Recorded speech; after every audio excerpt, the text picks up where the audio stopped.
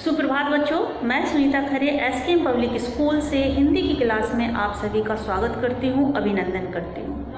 आज पूरा भारतवर्ष 14 सितंबर को आज पूरा भारत देश हिंदी दिवस के रूप में मनाया जा रहा है, क्योंकि आज हिंदी दिवस है। आज 14 सितंबर है और आज हिंदी दिवस है, तो पूरा देश हमारा हिंदी दिवस को यानी कि अपनी राष्ट्रभाषा को सम्मान देने के लिए इस दिवस को मना रहा है। जानते हैं कि हिंदी को जब हम लिखते हैं तो हिंदी के रूप में, ये जो हिंदी है ये हमारे हिंदी की उस श्रृंगार की तरह है जिस प्रकार से कोई स्त्री या कोई लड़की अपने आप को खूबसूरत बनाने के लिए माथे पे बिंदी लगाती है, श्रृंगार करती है, उसी प्रकार से हिंदी और हमारे देश की सुंदरता बढ़ाने के लिए ये बिंदी सुशोभित की गई है। तो आज हिंदी दिवस की आप सभी को बहुत बहुत शुभकामनाएं। और हिंदी को हम जितना विस्तार से पढ़ें, जितना ज़्यादा उसके बारे में हम चर्चा करें, हिंदी को हम उतना ही ज़्यादा समझ पाएंगे। और हिंदी को बहुत गहराइयों से समझना बहुत ज़रूरी है, क्योंकि ये हमारी राष्ट्रभाषा है, ये हमारी मातृभाषा है। और हमें हिंदी बोलने में, हिंदी समझने में, हिंदी पढ़ने में शर्म महसूस नहीं करनी है, हमें गर्व महसूस करना चाहिए, क्योंकि ये हमारी राष्ट्रभाषा है। लेकिन इसका मतलब ये नहीं है कि हम बाकी भाषाओं को नज़रअंदाज करें। हमें अपने ज्ञान के क्षेत्र में और ज़रूरत के क्षेत्र में, यानी कि जहाँ भी हमें ज़रूरत है और हमें जहाँ पे ज्ञान होना चाहिए, उसके लिए हमें बाकी की भाषाओं को भी सम्मान देना चाहिए और बाकी की भाषाओं को भी हमें सीखने का प्रयास करना चाहिए। लेकिन हिंदी को हम बहुत ही गर्व के साथ पढ़ें, समझें और बोलें। चलिए आज की क्लास को हम शुरू करते हैं। तो हमारा जो हिंदी व्याकरण में टॉपिक चल रहा है, अध्याय 3, नाम है संधि, ठीक है। और अब तक हमने तीन संधियां पढ़ी हैं, दीर्घ स्वर संधि, गुण स्वर संधि और वृद्धि स्वर संधि। और आज हम यण स्वर संधि को पढ़ने वाले हैं। और अगर संभव हुआ तो नेक्स्ट जो संधि, लास्ट संधि है अयादि संधि, उसको भी हम पढ़ने की यानी कि इसी वीडियो में उसको संपूर्ण करने की कोशिश करेंगे, यानी कि प्रयास करेंगे, ठीक है। चलिए यण संधि की परिभाषा देख लेते हैं। सबसे पहले हम परिभाषा पढ़ेंगे यण संधि की, कि यहाँ पे लिखा हुआ है कि यदि ई उ या री, क्या है, ई उ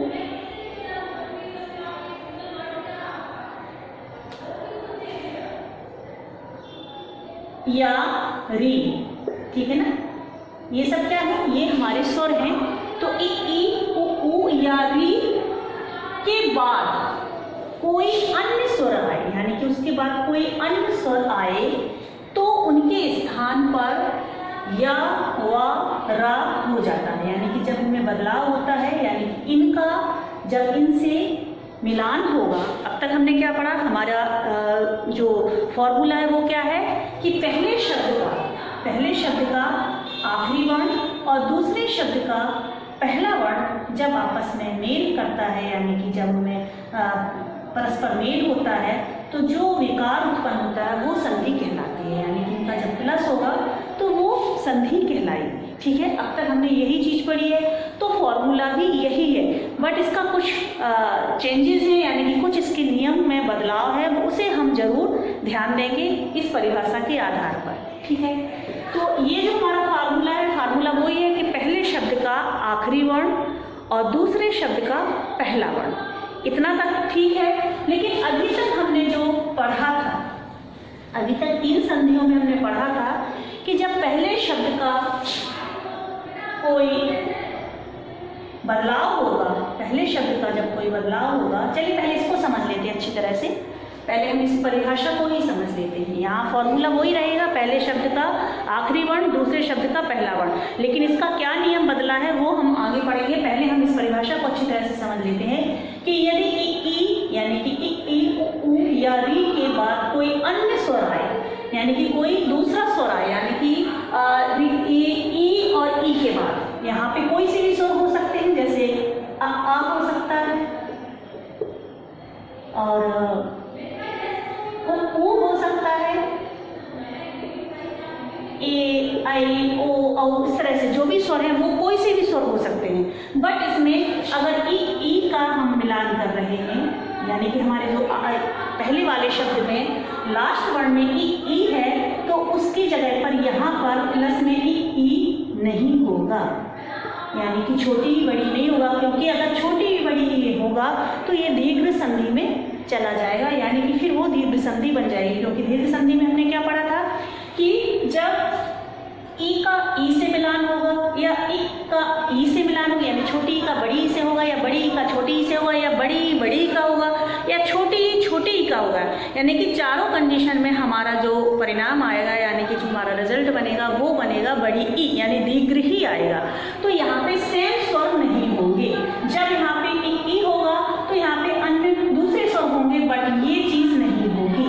उसी प्रकार से जब ओ होगा तो यहाँ पे जब हमारा मेल होगा तो ओ नहीं होगा, कोई अन्य स्वर हो सकते हैं, ई भी हो सकता है। तो ये कंडीशन आप जरूर ध्यान रखें, तभी आपकी ये यण संधि होगी, अदरवाइज ये आपकी दीर्घ संधि में चली जाएगी।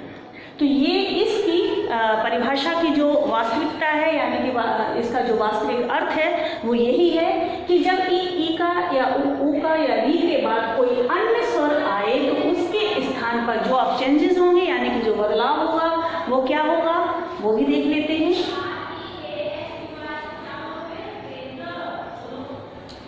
इसमें बदलाव क्या होगा ये देखिए कि जब पहले शब्द का, यानी कि जब हमने दो सार्थक शब्द लिए तो पहले शब्द का जो आखिरी वर्ण होगा वो अगर ई है तो यहाँ पे या बन जाएगा, ठीक है। अगर वो हुआ तो यहाँ पे वा बन जाएगा, और अगर री हुआ तो वो रा बन जाएगा, यानी कि या वा रा ये तब बनेगा जब पहले वाले शब्द का आखिरी वर्ण ई ऊ या री होगा, ठीक है। और अब तक हमने पढ़ा था कि जब हम दो सार्थक शब्दों से दो वर्ण निकालते हैं तो एक नया शब्द बनता है, यानी कि पूरी संधि बदल जाती है, यानी कि पूरा शब्द बदल जाता है और वो हमारी संधि कहलाती है।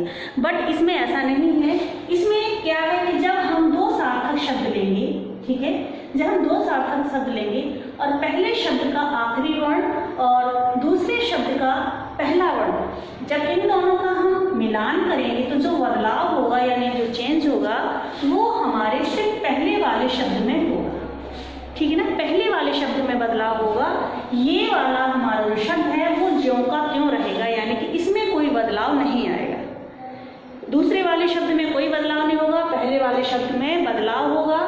और यहाँ पे जो इन दोनों की मिलान से या वा रा बनेगा, किस कंडीशन में, अगर लास्ट वाले वर्ड में पहले शब्द के ई हुआ, ऊ हुआ या री हुआ।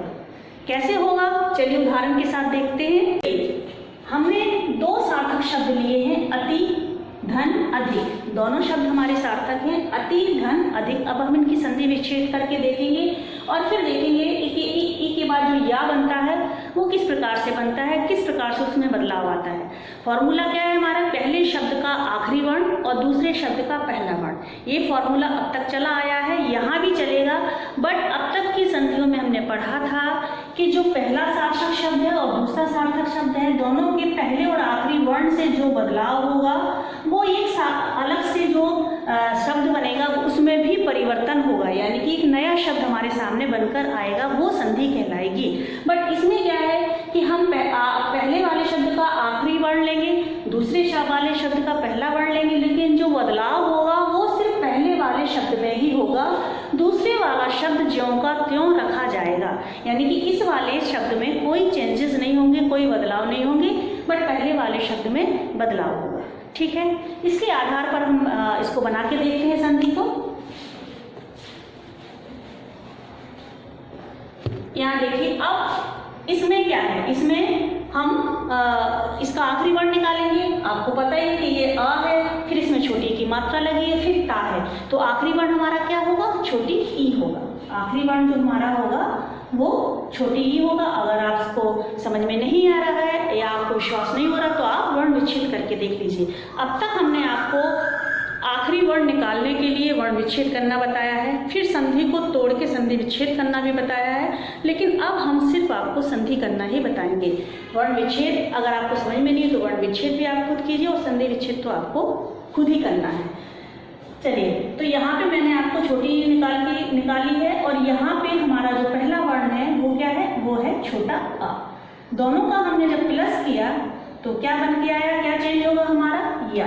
क्या चेंज होगा, या होगा। और या का जो वास्तविक रूप है, या क्या है, व्यंजन है। और व्यंजन स्वर के बिना कैसा होता है, आधा होता है। और इसका प्रूफ क्या होता है, ये हलंत के साथ होता है। यानी कि यहाँ पे जितने भी व्यंजन आएंगे, या, वा, रा, ये बिना स्वर के होंगे तो इसमें हलंत लगेगा। क्यों, क्योंकि ई जो है वो हमने ऑलरेडी निकाल ली है इसमें से, तो हमारा स्वर निकल गया। तो अब हमारा जो बदलाव आया है ई का मेल से, ई और आ के मेल से, वो स्वर के रहित है। ठीक है, तो अब हम इसका शब्द बनाते हैं, यानी कि संधि करते हैं। तो या को हम यहाँ रख लेंगे। ठीक है, हमारे पास अब क्या बचा हुआ है, आ बचा हुआ है, इसको हम आ कर लेंगे। फिर क्या बचा हुआ है हमारे पास, शेष भाग धिक बचा हुआ है। ठीक है ना, यही बचेगा ना हमारा, क्योंकि आ तो हमने इसमें से निकाल लिया, आ को हमने निकाला है, बट इसको हमने यहाँ ज्यों का त्यों रखा है। इस वाले शेष भाग को भी हमने ज्यों का त्यों रखा है, क्योंकि इसमें कोई बदलाव नहीं हमें करना है, इसमें हमें कोई बदलाव नहीं करना है, इसलिए हमने इसको ज्यों का त्यों रखा है। ठीक है, अब यहाँ पे जो शेष भाग है वो हमारा क्या है, आ है। और ये जो है हमारा ता, वो क्या है, वो भी आधा है। आधा क्यों है, क्योंकि हमने इसमें से छोटी ही निकाल ली है। तो आधा ता को हम कैसे लिखेंगे, हलंत के साथ लिखेंगे। अब हमारा पूरा जो शब्द है वो कैसा बना हुआ है, अत, धन, या, धन, आ, धन, धिक। ठीक है ना, अब हम क्या करेंगे, इनको, ये जो आ है, ये जो या आ है, ये किसको पूरा करेगा, आधा या को। यानी कि यहाँ पे जो बदलाव हुआ था, आधा या था, इसको हम यहाँ करेंगे तो ये हमारा पूरा या बन जाएगा। शेष भाग क्या बचा हुआ है, अब धिक बचा हुआ है, क्योंकि आ हमारा इसमें प्लस हो चुका है, तो हम शेष भाग को लिख लेंगे। ठीक है, अब यहाँ पे जो शेष भाग है वो क्या है, हमारा आ है और ता है। ता हमारा कैसा है, आधा है, बिना स्वर के है, और हमें बिना स्वर के ही लिखना है, क्योंकि अब इसको इसमें ऐड करने के लिए, यानी कि इसको सहारा देने के लिए कोई स्वर हमारे पास यहाँ पे नहीं है। ये वाला आ तो इसमें मिक्स हो गया है, बट इसके पास तो कुछ भी नहीं है, तो ये हमारा आधा का आधा ही रह गया। तो इसको हम वास्तविक रूप में जब लिखेंगे तो कैसा लिखेंगे, इस तरह से लिखेंगे। अब हम इसको बराबर करके, यानी कि पूरा प्लस करके इसका सही रूप लिख देते हैं। तो अत हो गया और धिक हो गया। क्या हो गया, अत, धिक। ठीक है, तो ये हमारे आपको अब तक आपको आ गया होगा समझ में कि हमने इसको किस प्रकार से बनाया है, किस प्रकार से जोड़ा है। इसका आखिरी वर्ण लिया था, इसका पहला वर्ण लिया था, इसमें से जो हमने आखिरी वर्ण निकाला था और इसका पहला वर्ण निकाला था, दोनों के मेल से क्या बना था, या बना था। या व्यंजन है, स्वर की रहित है, इसलिए हलंत के साथ आएगा। ठीक है, इस वाले शब्द में कोई बदलाव नहीं करना है, और इस वाले शब्द में, यानी पहले वाले शब्द में जो बदलाव आया है वो इस प्रकार से आया है। क्यों आया है, क्योंकि इसका हमने जब स्वर निकाल लिया तो ये हमारे पास आधे रूप में बचा, और यहाँ पे फिर हमने आ का सहारा लेकर या को पूरा किया, तो ये या बन गया। इसके पास अब कोई व्यंजन वो स्वर नहीं है, सॉरी, तो हमारा ये आधे रूप में ही लिखा जाएगा। और वास्तविक रूप उसका इस प्रकार से होता है, जब हम सबको प्लस करेंगे तो हमारे पास ये रूप आएगा, यानी कि अत्यधिक। ठीक है ना, और यहाँ पे अगर आप देखें तो ये पहला वाला जो शब्द है इसमें बदलाव है, इसमें कोई बदलाव नहीं है, क्योंकि या जो है वो आपके साथ ही लिखा हुआ है, तो अधिक ये लिखा हुआ है, अत्य लिखा हुआ है, अत्यधिक। ठीक है, चलिए अब नेक्स्ट उदाहरण को देख लेते हैं, छोटा ऊ और बड़ा ऊ वाले को।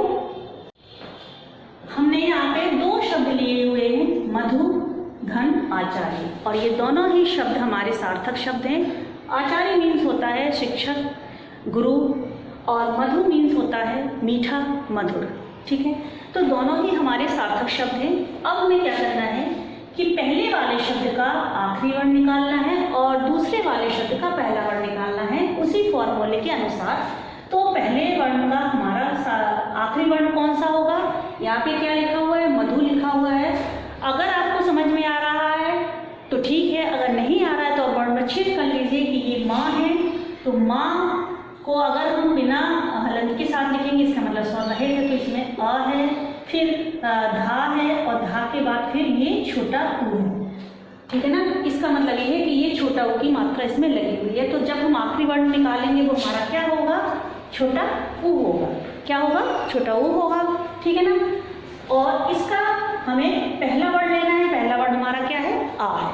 तो इसका जो हम आखिरी वर्ण लेंगे वो क्या होगा? छोटा ऊ होगा। और इसका जो हम पहला वर्ण लेंगे वो होगा आ, ठीक है। अब इन दोनों को जब हम प्लस करेंगे, यानी कि जब हम इनको जोड़ेंगे तो हमारा परिणाम क्या बनेगा? बा। क्या बनेगा? बा बनेगा, यानी कि आधा वाह। आधा वाह क्यों बनेगा?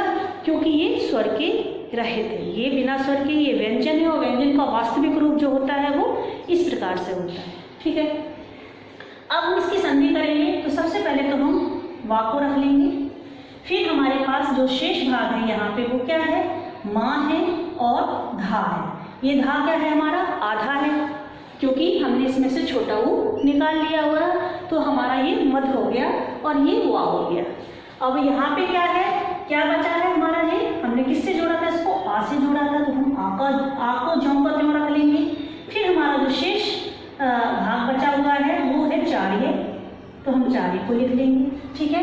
अब हमारा क्या बन गया? ये पूरा अगर हम इसको पढ़ें तो मध धन वा धन आ धन चार्य। अब हमें क्या करना है? इसकी संधि बनानी है। तो संधि बनाने के लिए सबसे पहले हम इस वा को पूरा करेंगे, क्योंकि ये आधा है। तो इस आ के जरिए जब हम इसको पूरा करेंगे तो इसका वास्तविक रूप क्या बन जाएगा? वा। क्या बन जाएगा? वा। इसमें आ की मात्रा लगने से वा, इसमें क्या उच्चारण बड़ा हो जाएगा। इसका जो शेष भाग है वो क्या है? चार्य है, इसको हम चार्य लिख लेंगे। फिर हमारे पास यहाँ पे क्या बचा? इसका शेष भाग आगे की तरफ मध है, तो हम इसको मध कर लेंगे, सॉरी इस तरह से। और अब हम इसको प्लस करके लिखेंगे, तो मध वा चार्य। क्या बन गया हमारा? मध्वाचार्य। ये हमारा वास्तविक शब्द बन गया, और इस प्रकार से इसकी संधि बनी है। ई से क्या बनाया था हमने? या बनाया था। ऊ से क्या बनाया था हमने? वा बनाया था। इसका हमने आखिरी वर्ण लिया, छोटा ऊ निकाला, तो ये हमारा शब्द आधा रह गया। इसको हमें ज्यों का त्यों उतारना है। जब भी हम संधि बनाएंगे इसमें से स्वर निकल जाएगा, तो इसका शब्द हमारा आधा रह जाएगा, यानी कि आखिरी वर्ण आधा रह जाएगा। इसको हम ज्यों का त्यों उतारेंगे। इस वाले वर्ण से हम जो बना हुआ बदलाव आया हुआ है वर्ण में, उसको हम पूरा करेंगे, ठीक है। चलिए अब हम री वाली और संधि देख लेते हैं। चलिए, री ऋषि के लिए भी हमने दो सार्थक शब्द लिए हैं यहाँ पे। एक है हमारा पितृ और दूसरा है आज्ञा। दोनों हमारे सार्थक शब्द हैं। पितृ मीन्स होता है पिता, और आज्ञा मीन्स यानी कि उनकी परमिशन, उनकी आज्ञा। तो ये दोनों ही हमारे शब्द सार्थक हैं। इनमें हमें क्या करना है ये देखेंगे, और परिभाषा के अनुसार ही चलेंगे कि ई के बाद, ऊ के बाद और री के बाद अगर कोई अन्य स्वर आएगा तो वो हमारा बदलाव किस में होगा? या में होगा, वा में होगा या रा में होगा, ठीक है। अब यहाँ पे जो आखिरी वर्ण है, आखिरी वर्ण कौन सा हो सकता है? चलिए इसको हम विच्छेद करके देख लेते हैं। सबसे पहले वर्ण विच्छेद कर लेंगे तो आपको जल्दी से क्लियर हो जाएगा। पा लिखेंगे। पा क्या है? हमारा आधा है, क्योंकि इसमें छोटी ई की मात्रा लगी हुई है, ठीक है। उसके बाद हमारा ता है, और ता में री ऋषि की मात्रा लगी हुई है। री ऋषि की मात्रा ऐसी होती है ना, इसके पैरों में लगती है व्यंजन की, तो ये पैरों में लगी हुई है, ठीक है ना। तो इसका मतलब क्या है कि जो हमारा आखिरी वर्ण है वो क्या है? री है। कौन सा वर्ण है हमारा? री ऋषि है। तो हम इसमें से क्या निकालेंगे? आखिरी वर्ण री ऋषि निकालेंगे, ठीक है। यहाँ पे मैंने आखिरी वर्ण के तौर पे री ऋषि निकाल लिया है, और इसका पहला वर्ण हमें निकालना है, तो क्या है? ये बड़ा आ, आम का, ठीक है। दोनों को जब हम प्लस करेंगे तो हमारा रिजल्ट क्या आएगा? रा। क्या आएगा? रा। अब जो रा बना है, यानी कि जो बदलाव आया है, उसमें हमें क्या करना है? सबसे पहले तो हमें रा को यहाँ लिख लेना है। उसके बाद यहाँ पे हमारा जो क्या है, क्योंकि इसमें तो दूसरे वाले शब्द में तो हमें कोई बदलाव करना ही नहीं है, तो हमारे पास आ है, तो हम आ को लिख लेंगे। प्लस करेंगे, हमारे पास क्या बचा हुआ है? ज्ञानी का बचा हुआ है, वो भी बड़ा वाला, तो हमने ज्ञा लिख दिया, ठीक है। अब यहाँ पे हम जो शेष भाग है, यानी कि पा है और ता है, तो कैसे लिखेंगे? पी लिखेंगे, और ता को कैसा लिखेंगे? आधा लिखेंगे ना, ठीक है। आधा लिखना पड़ेगा। क्यों लिखना पड़ेगा? क्योंकि इसमें जो री की मात्रा थी, यानी री था, तो उसको हमने निकाल लिया। याद रखिए, जब भी व्यंजन में आप स्वर का जो लिखेंगे, लगाएंगे, क्योंकि जो स्वर होते हैं उसमें अ इ उ ए ऐ ओ औ होते हैं, उसमें जो अ होता है यानी कि जो छोटा आ होता है सिर्फ उसकी कोई मात्रा नहीं होती। तो जब वो स्वर के साथ होता है कोई भी व्यंजन वो बिना हलंत के होता है, और अगर बिना हलंत के नहीं है यानी हलंत है, इसका मतलब ये कि उसमें से वो स्वर निकाल दिया गया है। बाकी जितने भी हमारे स्वर हैं वो जब व्यंजन के साथ लगते हैं तो वो मात्रिक रूप में लगते हैं, यानी कि उनकी मात्रा के रूप में होते हैं, और अगर वो मात्रा उनकी निकाल दी जाए तो वो आधे हो जाते हैं। ठीक है, क्योंकि उनका जो मात्रा का रूप है वही उनके साथ लगेगा। हम मात्रा के साथ फिर उस स्वर को नहीं लिख सकते कि हमने व्यंजन भी लिख दिया और फिर मात्रा वाला रूप भी लिख दिया, क्योंकि अगर हम उसको इस तरह से लिखेंगे तो फिर वो हमारे 2, 3, 4 वर्णों वाले शब्द बन जाएगा, और फिर हमें उस हिसाब से उसका उच्चारण करना पड़ेगा, जो कि हमारा सार्थक शब्द नहीं होगा। तो ये बात हम पहले भी आपको बता चुके हैं। तो यहाँ पे मात्रिक रूप में जब हमने इसको निकाला है तो ये आधा बचेगा, यानी कि हम इसको इस तरह से लिखेंगे। ठीक है, अब क्या करना है आपको कि इसको हमें प्लस करना है। तो इसके लिए हम क्या करेंगे, इसको हम इस प्रकार से लिखेंगे। सबसे पहले हम क्या करेंगे कि ये जो आ है ये किसको पूरा करेगा, रा को पूरा करेगा। ठीक है ना, आप लोग देख पा रहे हैं, अदरवाइज मैं इसको यहाँ लिख दूँ, यहाँ लिख देती हूँ। ठीक है ना, ठीक है। इसका जो शेष भाग है व्या, उसको हम यहाँ रख देंगे, और इसका जो पहले जो शेष भाग है यानी कि पित है वो उसको हम यहाँ लिख देंगे। ठीक है, ये हमारा इसका बदलाव हो गया, यानी कि ये जो रूप बदल के आया वो हमारा इस तरह से आया। अब हमें क्या करना है कि इनको एक शब्द बनाना है। तो पित धन रा धन व्या बना हुआ है, इसको हम पूरा शब्द बनाएंगे, यानी संधि करेंगे। तो कैसे करेंगे कि नियम के अनुसार जब रा के पहले वाले नियम में, पहले वाले संधि में हमने आपको क्या बताया था कि जब रा के जस्ट आफ्टर यानी कि उसके आगे कोई जो स्वर होता है, रा आधा हो और कोई स्वर हो, तो वो उठकर वहाँ से अपनी जगह से उठकर उसके कंधे पे यानी कि उसके ऊपर लग जाती है। ठीक है ना, शीर्ष पे लग जाती है। लेकिन यहाँ पे ये है कि अगर रा के पहले यानी कि बिफोर, ठीक है ना, वो आफ्टर था, ये बिफोर है, तो ये अगर कोई व्यंजन आधा है यानी रा के पहले कोई व्यंजन अगर आधा है, तब क्या होगा, वहाँ पे कंडीशन की थी क्या थी, रा आधा था और आगे स्वर था।